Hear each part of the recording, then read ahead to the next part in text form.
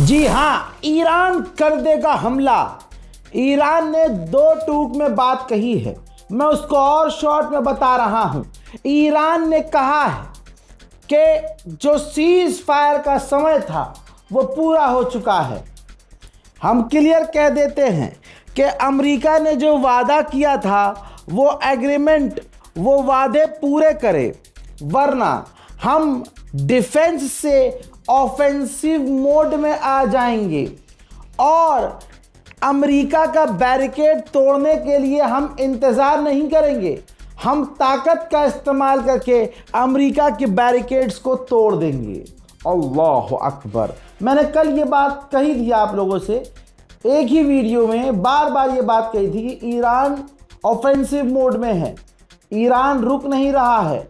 ऐसा नहीं है कि डोनाल्ड ट्रंप मीठी मीठी बातें कर रहा है तो ईरान कच्ची बातें कर, ईरान साफ साफ सख्त ज़ुबान का इस्तेमाल कर रहा है। तो अब ऐसा माहौल बन रहा है जिससे ईरान साफ साफ कह रहा है कि हम तो अटैक करेंगे। मैंने कहा था जंग का माहौल अभी ठंडा नहीं हुआ है। ईरान पूरी तरह से अमेरिका को दबा रहा है, धमकी दे रहा है और अपनी शर्तें मनवाने के लिए कह रहा है। ईरान तक शायद हमारी बात पहुंच ही रही है। ईरान अब तैयारी कर रहा है। ईरानियन ऑफिशियल ने कहा है कि ईरान तैयारी कर रहा है जंग की, कि आगे लंबी जंग हो सकती है, क्योंकि ईरानियन एक्सपर्ट्स का मानना ये है कि अमेरिका इजराइल जंग जो नहीं कर रहे हैं इस वक्त, उसकी एक बड़ी वजह है और वो वजह नहीं बताई है ईरान ने। वजह मैं आपको कल ही बता चुका था। अभी ये लोग हथियार इकट्ठा कर रहे हैं, अमेरिका और इजराइल हथियार इकट्ठा कर रहे हैं। थोड़ा धोखा दोबारा से देना चाहते हैं, ईरानियों को यकीन दिलाना चाहते हैं कि अब सब कुछ ठीक है। लेकिन अचानक से अमेरिका और इजराइल एक बार फिर से हमेशा की तरह ईरान पर हमला करेंगे। यही वजह है कि ईरान पहले से ही हमला करने की तैयारी में है। ईरान लंबी जंग की तैयारी में है। ईरान के स्पोक पर्सन ने कहा है कि 60 दिन का जो सीज फायर था उसको हम बढ़ा नहीं रहे हैं, हम आगे बढ़ा नहीं रहे, ठीक। लेकिन ओमान से बातचीत एक नए रास्ते के लिए चल रही है। ओमान से डील की बातचीत चल रही है, लेकिन हुर्मुज़ का खोलना उस मैटर से अलग है, उस बात से अलग है। ईरान ने मेन बात जो कही है वो ये कही है कि हम 60 दिन का जो ये सीज फायर ख़त्म हुआ है हम इसको बढ़ा नहीं रहे हैं। दोस्तों, एक बड़ा कांड हुआ है। इराक के कुर्दिस्तान के पीएम के प्राइवेट ऑफिस में हमला हुआ, 2 ड्रोन अटैक हुए। दूसरा drone attack intelligence office, Kurd के इंटेलिजेंस ऑफिस पर हुआ, जिसके बाद इराक के प्रधानमंत्री ने ऐलान किया, कहा कि ये दोनों अटैक ईरान ने किए हैं।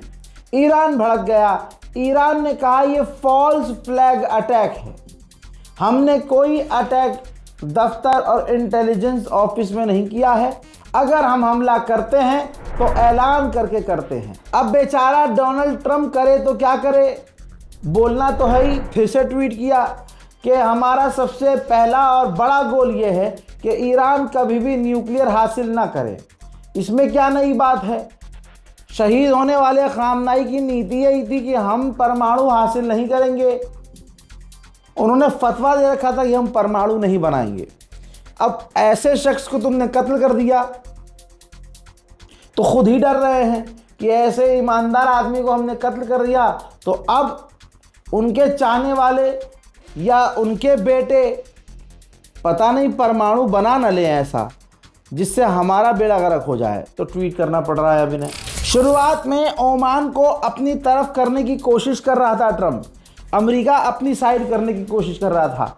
ईरान बहुत सीधी सीधी और ईमानदारी से ओमान से बात कर रहा था। अब हुआ ये कि ओमान को ईरान की बात समझ में आ गई। अब वो ईरान से करीब हो गया, ईरान से ओमान बात कर रहा है। अब अमेरिका को झटके पर झटका लगता रहा और अमेरिका को एहसास हो गया कि ओमान हमारी तो सुनेगा नहीं। तो अब डोनाल्ड ट्रंप ओमान को ही धमकी दे रहा है, कहता है कि अगर ईरान और हमारे बीच ओमान आया तो हम ओमान पर तगड़ी बमबारी, बड़ी बमबारी कर देंगे। अल्लाह अकबर। तो ये एग्जाम्पल मैं कहना चाहता हूँ अरबों के लिए है कि जो भी अरब देश अमेरिका पर भरोसा करते हैं, याद रखो ये किसी का सगा नहीं है। इसकी बात मानोगे तो बहुत बढ़िया, नहीं मानोगे तो ये बमबारी करने की धमकी दे देगा। मेरे दोस्तों, रस्सी जल गई बल नहीं गए।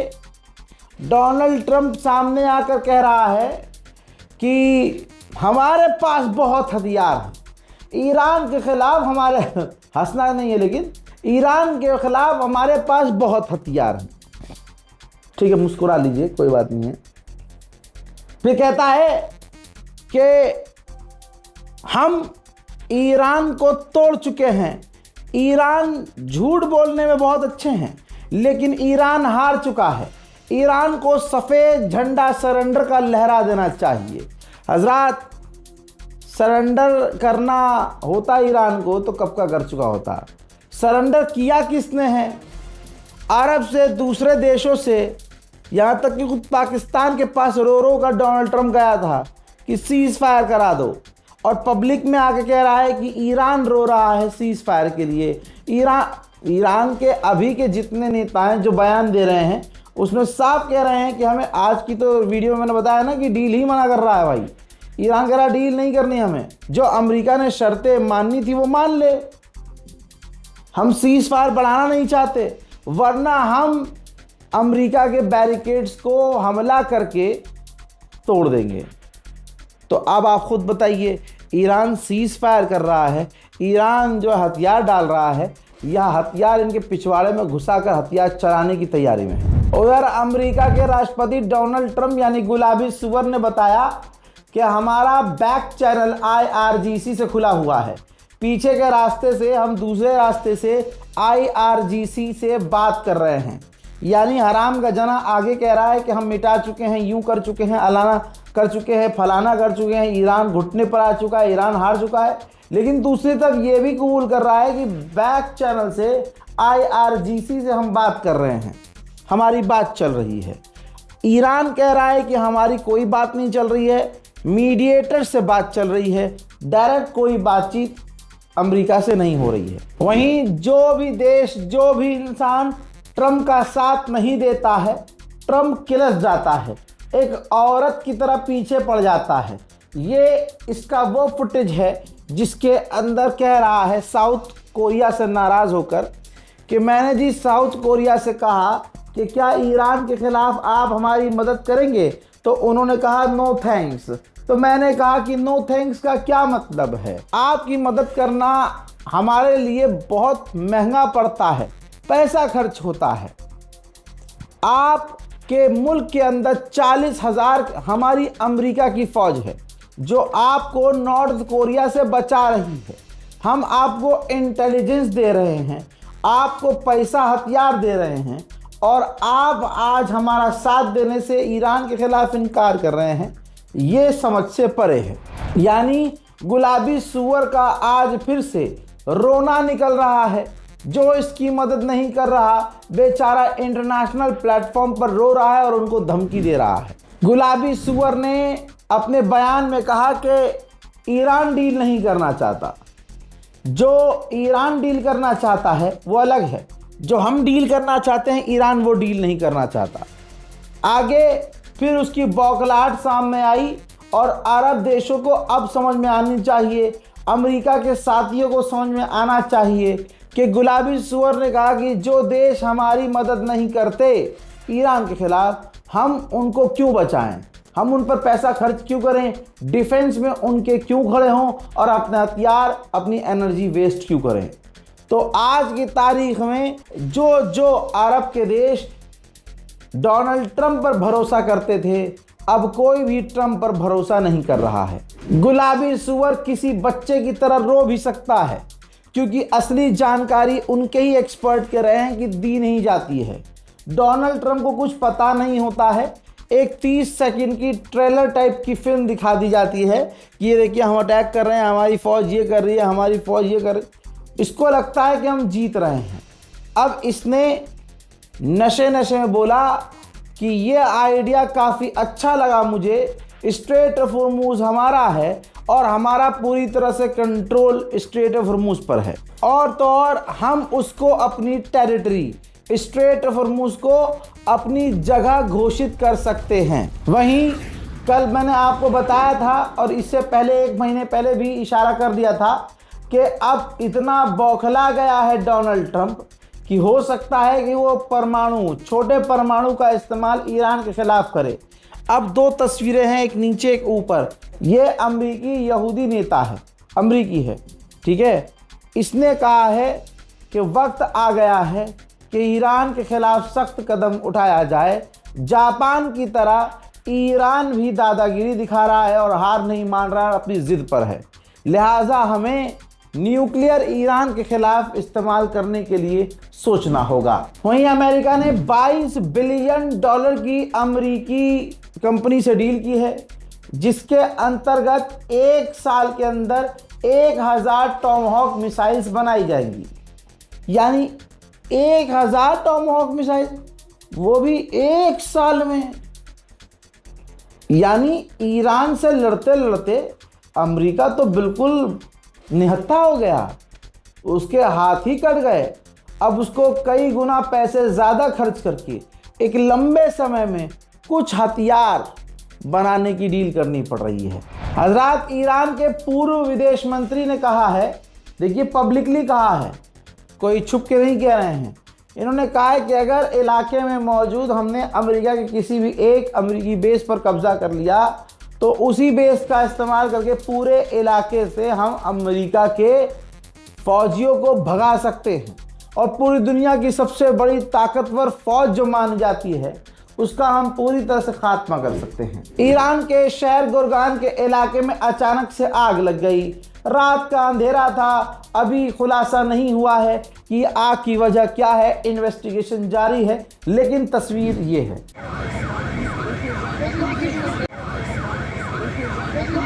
अमेरिका का एयरक्राफ्ट कैरियर अब्राहम लिंकन, जिसके अंदर फौजी परेशान थे, पूरी दुनिया में तस्वीरें गई, चैट लीक हुई, जिसके बाद ये देखिए मिडिल ईस्ट का कमांडर उस अब्राहम लिंकन एयरक्राफ्ट कैरियर पर गया, वीडियोस बनवाई, फोटोज़ जारी की। इसे कहते हैं अपनी इमेज को सुधारना। कैमरा पहले से सेट किया गया, वहाँ सैनिकों को समझाया गया कि भैया इतनी बेइज्जती हो चुकी है, तुमने सच बोल रखा है, इलाके में हमारा बेड़ा गर्क हो गया है। तो कैमरा एंगल अलग अलग जगह से सेट किया गया, फ्रेम सेट किया गया, इनके भाषण वहाँ हुए, ये सारा ड्रामा रचा गया। लेकिन एक बात क्लियर है कि USS अब्राहम लिंकन अब ईरान के करीब से दूर जा चुका है। चीन के करीब तैनात अमेरिका का एक आखिरी एयरक्राफ्ट कैरियर था, वो ईरान की तरफ आने के लिए निकल चुका है। ईरान ने अपनी तरफ से तो साफ मना किया है, लेकिन अल अरबिया, अरब के जो मीडिया चैनल्स हैं, वो दावा कर रहे हैं कि ये 60 दिन का जो एग्रीमेंट हुआ था, जो ख़त्म हो गया सीज़ फायर, अमेरिका और ईरान राज़ी हो गए हैं कि हम इस सीज़ फायर को और आगे बढ़ाएंगे। अभी तक हमने जितनी रिसर्च की है, जो हमारे सोर्स हैं, वो इस खबर को कह रहे हैं कि नहीं, ईरान तो मुंह से ही मना कर रहा है कि हमें सीज़ फायर नहीं करना है। आपको क्या लगता है, ईरान को सीज़ फायर करना चाहिए या नहीं? मेरी पर्सनल राय ये है कि ईरान को किसी भी हालत में कोई एग्रीमेंट, कोई भी सीज़ फायर नहीं करना चाहिए। इस वक्त शैतान की कमर बिल्कुल लाल है, हथौड़ा गर्म है, ईरान को हथौड़ा मारना चाहिए। ईरान कतर पे भड़का है, कहा कि हमारे 3 पायलट कतर के पास हैं, ना वो मान रहा है ना कबूल कर रहा है। वो तीनों पायलट उनके कैदी हैं। इंटरनेशनल लॉ के हिसाब से जिस देश के वो कैदी हैं उनको ये जानकारी देनी चाहिए। कतर नहीं बता रहा है, कतर मान तक नहीं रहा है कि उसके पास हमारे कैदी हैं।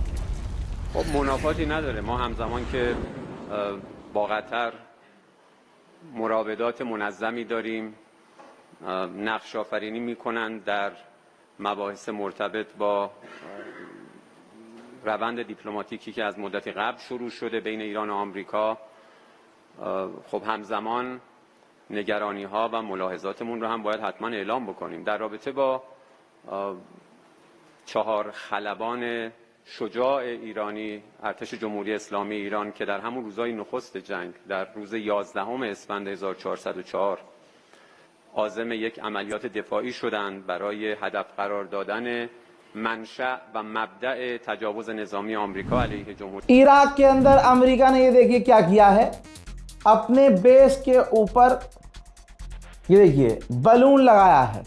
जो बड़ा सा एक बलून होता है, ये जासूसी बलून होता है.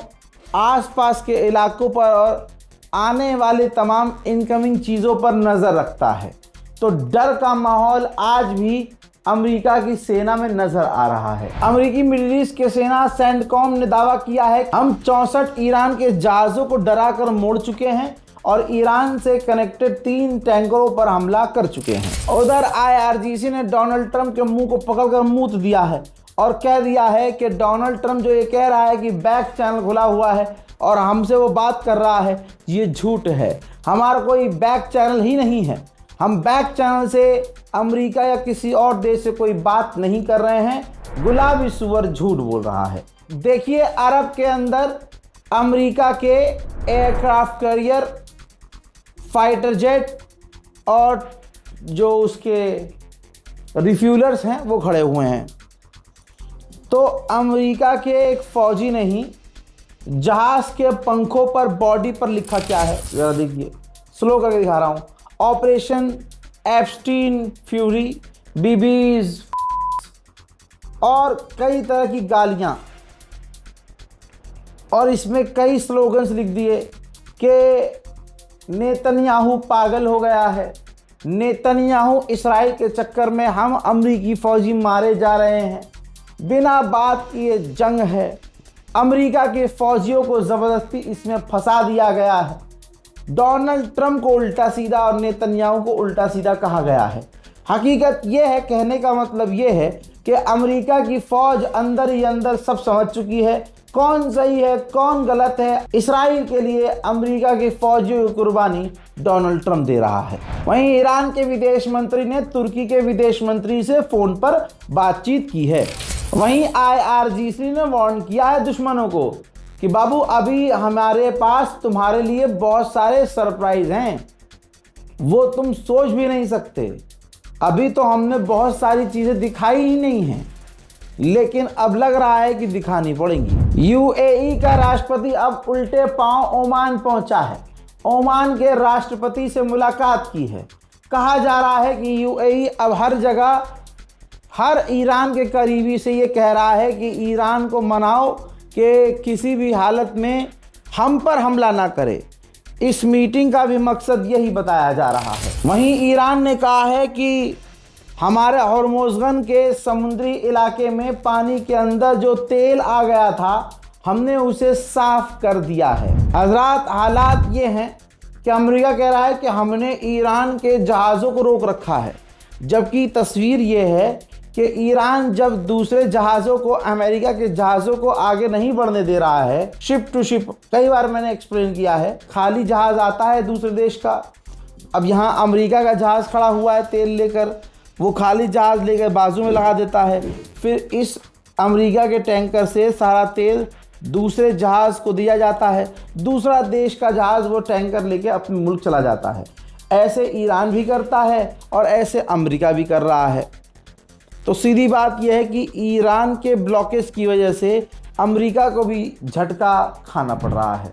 ईरानियन ऑफिशियल का कहना यह है कि अमेरिका ने जो MOU एग्रीमेंट का पालन नहीं किया है, एग्रीमेंट तोड़ा है, इसी वजह से फ़िलहाल ईरान और अमेरिका की बातचीत रुकी हुई है. ईरान ने कहा है कि हमने टोटल अभी तक अमेरिका के 200 एयरक्राफ्ट को मार गिराया है, जिसके अंदर दोस्तों ड्रोन भी हैं, फाइटर जेट भी हैं, अलग अलग तरह के जहाज़ और हेलीकॉप्टर्स भी हैं.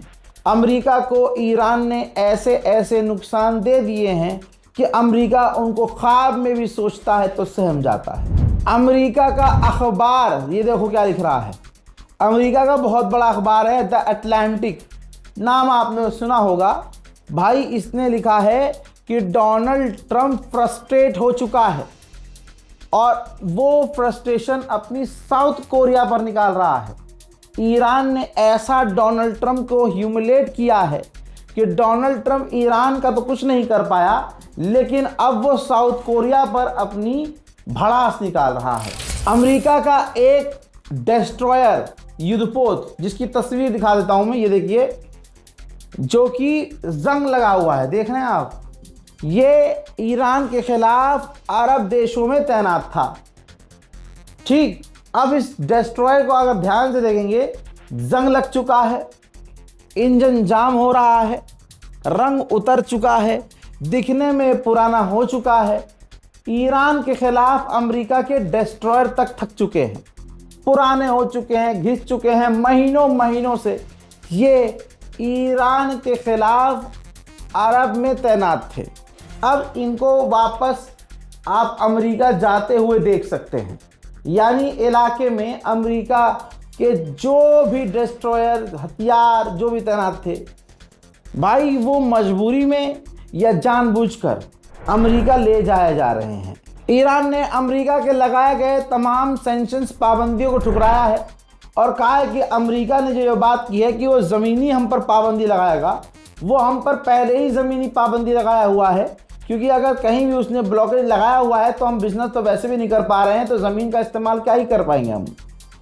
लेकिन एक बात क्लियर है कि इतनी पाबंदी उसने लगाई है और अमेरिका पहले से ईरान पर, यानी हम पर पाबंदी लगाता आया है, लेकिन हम पर उसकी पाबंदियों से 1% भी फर्क नहीं पड़ता है। ईरान के हथियारों के आगे अमेरिका का बेड़ा गर्क हो चुका है। पेंटागन ईरान के ड्रोन को रोकने के लिए सस्ते इंटरसेप्टर्स बनवा रहा है, ताकि ईरान के ड्रोन को रोकने के चक्कर में हमारे महंगे हथियार दोबारा खत्म ना हो जाएं। IRGC ऑफिशियल ने कहा है कि हुर्मुज तभी खुलेगा जब इस्लामाबाद में जो एग्रीमेंट हुआ था उसमें जो शर्तें रखी गई थी, अमेरिका वो शर्तें मानेगा तभी हुर्मुज खुलेगा, वरना नहीं खुलेगा। सुन लीजिए। تنگه هرمز یک نعمت الهی با موقعیت ژئوپلیتیکی ممتازی که در اختیار ایران هست. البته خب سالها ما محروم بودیم از این که از این نعمت به خوبی استفاده بکنیم. این جنگ موجب شد که شرایط به گونه‌ای فراهم بشه ایران بتوانه ترتیبات خودش رو و حکمرانی خودش رو اعمال بکنه و همین موجب شد که موقعیت ایران از حیث ژئوپلیتیکی کاملا متفاوت از قبل از جنگ بشه، به گونه‌ای که امریکایی ها، صهیونیست‌ها तमाम गुजारिश के बाद, पैसा देने के बाद, लोलो पोचो ईरान की करने के बाद, ईरान ने उसके बावजूद UAE एक टैंकर को सीज कर लिया है। अल्लाह अकबर। हजरात मोहतरम, अब यमन का भी सुन लीजिए। सऊदी अरब से एक समुद्री जहाज यमन के लिए हथियार लेकर आ रहा था। तस्वीर देख लीजिए, ये वही जहाज है। यमन के हुतीज ने उस सऊदी अरब के जहाज को, जो हथियारों से लदा हुआ था, उसको तबाह कर दिया है, हमला कर दिया है उस पर। इसके बाद हुतीज ने ऐलान किया कि बाबल मंदेब जो रेड सी है वो सऊदी अरब के लिए बंद रहेगा। जब तक बंद रहेगा जब तक हमारे लिए बैरिकेड लगाए हैं, हमारे ऊपर पाबंदी सऊदी अरब ने लगाई है। जब तक हम पर बैन लगाया है तब तक हम भी बाबल मंदेब सऊदी अरब के लिए बंद रखेंगे। यमन की सरकार ने यह भी ऐलान किया कि हमने हुतीज पर कई और बड़े हमले किए हैं। हालांकि हुतीज ने ऐसा कुछ कंफर्म नहीं किया है। आदत से मजबूर इसराइल कहां मान सकता है। लेबनान पर एक बार फिर से इसराइल ने बड़े हमले किए हैं, जिसमें कई लोगों के मारे जाने की संभावना है।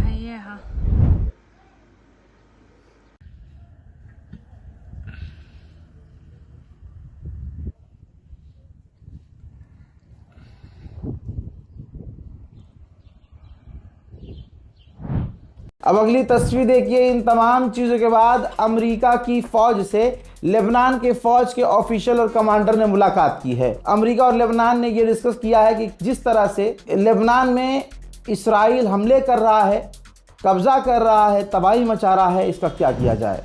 डोनाल्ड ट्रंप ने गाज़ा के ऊपर बड़ी बात कही, कहा कि हमारे चैनल हमास से खुले हुए हैं, हम डायरेक्ट कांटेक्ट में हैं और वो हथियार डालने को राज़ी हैं। मुझे नहीं लगता है कि इसराइल को गाज़ा पर अब हमला करना चाहिए, क्योंकि जब अगला इंसान हथियार डालने को तैयार है तो उन पर हमला करने का कोई मतलब नहीं बनता। यहाँ तक कि डोनाल्ड ट्रंप ने यह भी कहा है कि मुझे नहीं लगता कि इसराइल में होने वाले चुनाव में मुझे इंटरफेयर करना चाहिए। इल्ज़ाम डोनाल्ड ट्रंप पर यह है अंदर ही अंदर कि डोनाल्ड ट्रंप नेतन्याहू से चिढ़ चुके हैं। यही वजह है कि अब डोनाल्ड ट्रंप नेतन्याहू को चुनाव में, इजरायली चुनाव में सपोर्ट नहीं कर रहे हैं। मेरे दोस्तों, उससे बड़ी खबर है ये कि डोनाल्ड ट्रंप के दामाद ने 4 घंटा मुलाकात करके बात की है और नेतन्याहू पर प्रेशर किया है कि गाजा से आप लोग हर हाल में निकल जाइए। लेकिन नेतन्याहू ने साफ इनकार कर दिया है। जितना भी मनाया ट्रंप के दामाद ने, कुछ काम ना आया। नेतन्याहू जिद्दी है और वो गाजा से निकलने से साफ इनकार कर रहा है। एक पाप हो तो एक पाप बताऊं। अगला पाप देखिए, फिलिस्तीन के वेस्ट बैंक में इस्राएली फौज फिलिस्तीनियों के मकानों को लगातार तोड़ रही है, बर्बाद कर रही है और घरों पर, इलाकों पर कब्जा कर रही है। बोर्ड ऑफ पीस यानी जो एक संगठन अरब देशों और यूरोपियन देशों को मिलकर बनाया गया है गाजा के अंदर शांति लाने के लिए, जिसका हेड डोनाल्ड ट्रंप है, इस बोर्ड ऑफ पीस ने कहा कि इजराइल को सेल्फ डिफेंस का अधिकार होगा अगर वो हमास को दोबारा देखेगा खड़ा होते हुए गाजा के अंदर, और हमास को छोटे से लेकर बड़े और बड़े से लेकर तमाम छोटे हथियारों को भी डालना होगा और पूरी तरह से घुटने पर आना होगा। अगर इसराइल को खतरा लगा तो इसराइल गाजा के ऊपर कभी भी हमला कर सकता है। डोनाल्ड ट्रंप के दामाद भी अब सामने आ गए भैया। डोनाल्ड ट्रंप का दामाद अब इंटरव्यू दे रहा है कि जिस तरह से ईरान इंटरेस्ट दिखाता था बातचीत के लिए, अब वैसा वो इंटरेस्ट नहीं दिखा रहा है। तो हमें खुद समझ में नहीं आ रहा है कि ईरान चाहता क्या है। यानी डोनाल्ड ट्रंप शायद ये बात कभी नहीं बोलता। डोनाल्ड ट्रंप के दामाद के मुंह से जाने अनजाने में निकल गया है कि ईरान तो हमसे बात ही नहीं कर रहा है, वो इंटरेस्ट नहीं ले रहा है। जहां पर डोनाल्ड ट्रंप ये साबित करने की कोशिश कर रहा है कि ईरानी तड़प रहे हैं हमसे बात करने के लिए, ट्रंप के दामाद ने सच बोल दिया है कि ईरान तो इंटरेस्ट ही नहीं ले रहा है। इजराइल ने कतर को सबसे बड़ा झटका देते हुए कतर को हर तरह के हथियार देना बंद कर दिए हैं। कतर पहले इसराइल से हथियार लिया करता था, अब इसराइल ने साफ साफ कह दिया है कि कतर धीरे धीरे हमारा बड़ा दुश्मन बनता जा रहा है, लिहाजा हम उसे तमाम अपने हथियारों के एक्सपोर्ट बंद कर रहे हैं। नेतन्याहू ने कहा है कि ना हम गाजा से निकलेंगे, ना हम गजा को बनने देंगे जब तक हमास पूरी तरह से हथियार डालकर बाहर नहीं निकल जाता। हजरात मोहतरम, ये middle east Iran special report भर कर मैंने आपको दी है। इस रिपोर्ट को शेयर कीजिएगा, अपनी राय कमेंट में ज़रूर लिखिएगा। कोई कॉपीराइट मैं नहीं देता हूं। आप इसे फेसबुक पर पोस्ट कर सकते हैं, यूट्यूब पर दोबारा से पोस्ट कर सकते हैं, लेकिन आपको हमारे ओरिजिनल रूल है भाई, ओरिजिनल यूट्यूब चैनल और इस वीडियो का लिंक डिस्क्रिप्शन में अपने शेयर करना होगा। समझे आप? इस वीडियो को शेयर कीजिए, अपनी राय कमेंट में लिखिए, दुआओं में याद रखिए। जय हिंद व सलाम।